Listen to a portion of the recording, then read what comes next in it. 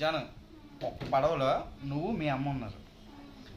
ఇలాగే పెద్ద ప్రళయంలాగా ఉరుములు మెరుపులు గాలి వాన పిడుగులు అన్నీ పడుతున్నాయి ఒక ఆమడి దూరంలో. ఓకేనా? ఇప్పుడు పడవ మునిగిపోతుంది అన్న సమయంలో ఒక్కరే ఉండాలి, ఇద్దరుంటే మునిగిపో. ఇప్పుడు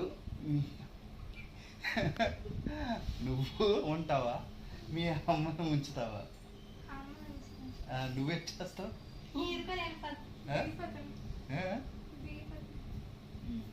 అప్పుడు పడవ సేఫా కదా?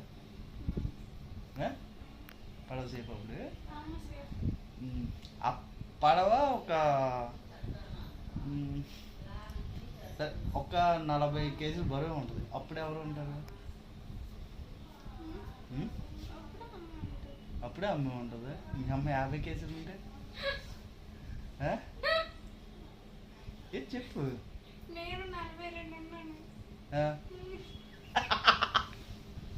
అయితే అప్పుడు ఎవరిని ఉంచుతారు?